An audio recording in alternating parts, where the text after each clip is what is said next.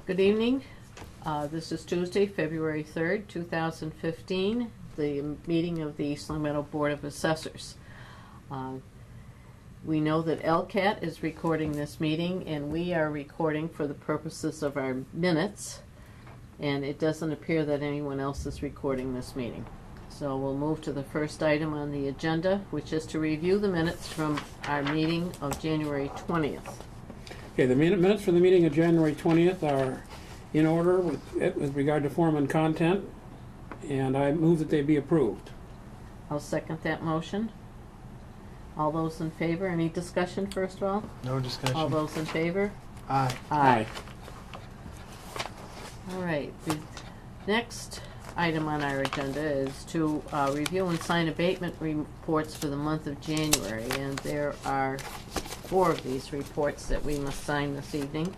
The first being the excise abatements for calendar year 2013 in the amount of $625.74. And please be aware that we now found we can put both 2013 and 2014 on one report. Ah, is that a Munis change, or is that a Vision change? I believe it's a Munis, and it could be just operator more knowledge. Okay. I don't know if it was really a change in the system, but we found we could put them both on one report.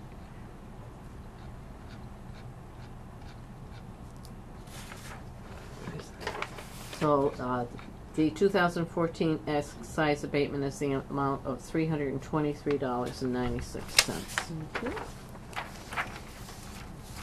And then you had both of those, so we're moving Okay. right on.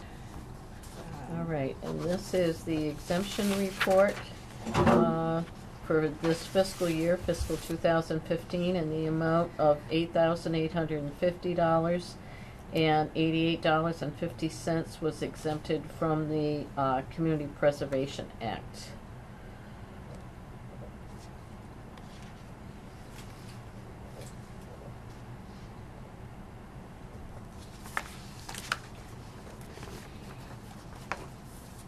And this is fiscal 2015 real estate abatements in the amount of $1,629.50, with $8.90 abated from the Community Preservation Assessment.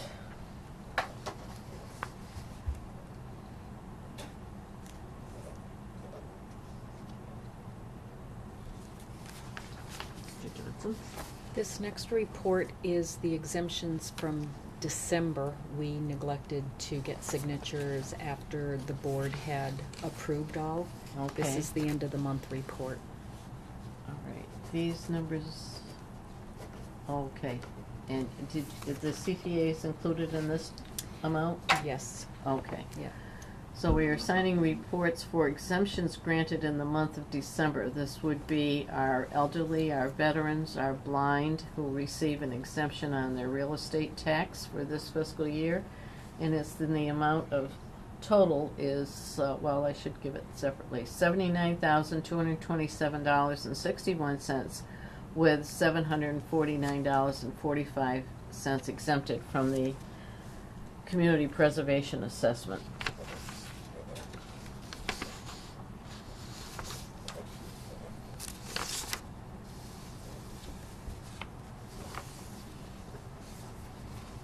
Okay, so that took care of item number 3. Now, item number 4 looks like it's all motor vehicle.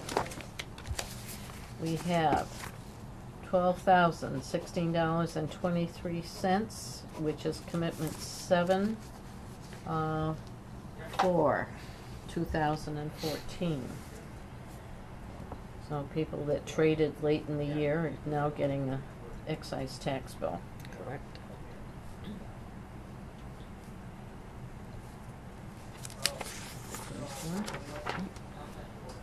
Okay, and we have the first commitment for this calendar year in the amount of $1,590,373.75. When are these bills going to be going out, Diane? I believe they are going out on Friday, Okay. and they will be due within 30 days. So it looks like all 3 of us will get our bills on this one. Yes. Or all 4 of us will get our bills on this one. Yes, we will. Okay. And this is a recapitulation sheet of the commitments in the amount of $2,055,197.13. This is the amount that was collected in motor vehicle excise in 2014.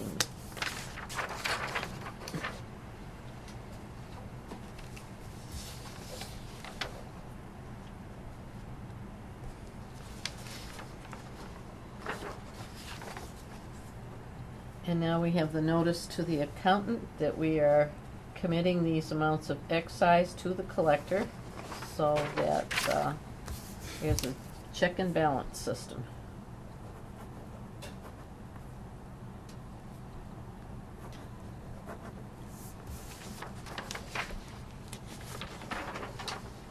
Okay. And the next item on the agenda is the signing of a municipal tax lien on land that we have approved to be under chapter 61A. Okay, for property on Office Summers Road. So this will be filed at the Registry of Deeds and constitute a lien upon the land, so that if people use it for something other than what they have intended to use it for, that complies with the chapter, they would face penalties.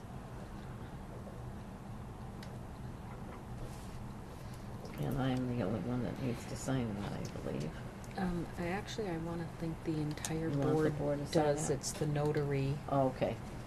All right. Anything that goes to the Registry of Deeds has to be properly notarized. Yes, it will be.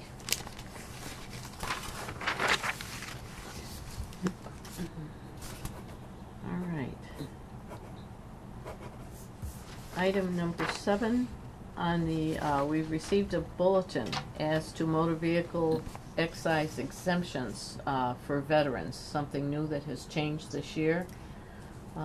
Adding that the Medical Advisory Board that works for the Veterans Administration can issue a letter, and I'll have you take us through that, Diane. I have read it, but. Generally, if a veteran is going to apply for an excise exemption, they would either need something from the registry or something from the Veterans Administration. The registry has updated, so they are now providing a letter. And the only reason that they would need this letter is if they don't get a veteran's disability plate. Mm-hmm. If they get a veteran's disability plate through the registry, they do not need to have this letter, but it will help assessors' offices know who is entitled to the exemption without having to make our veterans jump through hoops trying to get the necessary documentation. Yeah, I believe they can, if they don't want a DAV plate, they can have their own plate that is on the vehicle now, and that would be the instance where they would provide us with a copy of the letter. Correct. Okay. Very good. Good change. Next item on the agenda is the final equalized valuations as determined by the Department of Revenue for calendar 2014. And I've looked at the numbers. Have you gentlemen looked at the numbers? Did you look at the? Nope. 98% ratio Yeah. on most 98%. except for the personal property. Correct. That's at 100%. I find that strange that they claim it's at 100%, yet they're making us re-inspect and relist all the property. But I know. so be it. Ours to do as it's told or commanded. Okay, and the last item on this agenda, well, not the very last, but the recommended farmland values for not this fiscal year, but for fiscal year 2016, which will start July 1st. The only changes there are from fiscal 15 to fiscal 16 is for chapter 61, which is the productive woodland. It went up $2 per acre to $73. Okay. And then also non-productive and let me rephrase that, one is west of the Connecticut River, one is east of the Connecticut River, and we're east of the Connecticut River. Right. So we've actually dropped down $5 Okay. per acre. This is And this is minimal. on woodland? Woodland, yes, I chapter. don't know why they drop it, I you know, but they have all their experts that look at this and go by the Yeah. production. Right. The only other thing that did change was rate of production for cranberries, but I wasn't too concerned about that No. because we don't have too many cranberry bogs. Will we Okay. take a vote to accept that? As in the past, we've always accepted the column for average because we feel Correct. our, Soil ratings are on an average. yeah. Can I have a motion to I that move effect? that we accept the average ratings for the farmland values for fiscal 2016. Second that. Any further discussion? Nope. All those in favor? Aye. Aye. Okay. And now we have planning board decision that has been sent to us for information purposes. Mm-hmm. It's probably way down on this. Is that part of the page 13? Actually, it should be under correspondence. Okay. And the very first thing on correspondence is the save the date for the vision user group come at the end of May. Yeah. And then the remaining 6 pages is the special permit issued by the planning board. I didn't see any significant change in that, in the planning board decision, not other than changing the name. And I'm not familiar what was allowed before. Mm-hmm.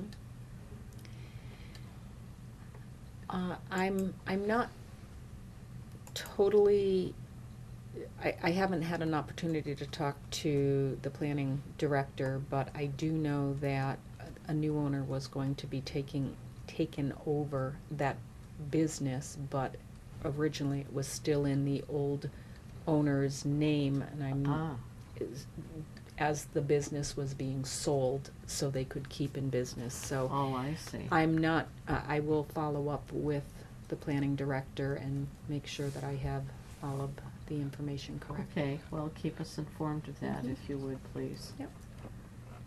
And I don't see the notice for a vision. Should be here. the very first one, on the very first page.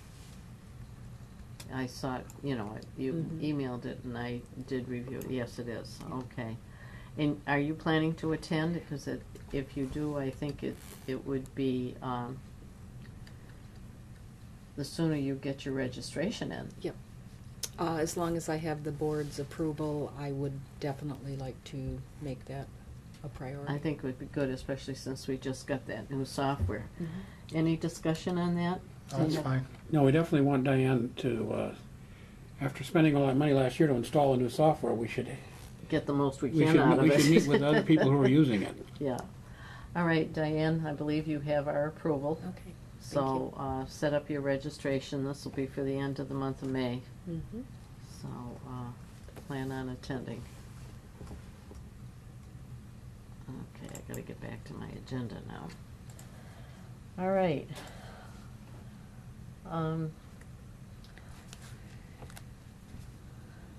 I will move that we go into executive session for the purpose of finishing up or continuing on with the statutory exemption applications that we have for this fiscal year, and also to review fiscal 2015 abatements that have been received during the month of January. And we will not be returning to open session. We will adjourn from the executive session. Second that. All those in favor, roll call vote. Mr. Gretchen? Yes. Mr. Johnson? Yes. Christine Sonia, yes.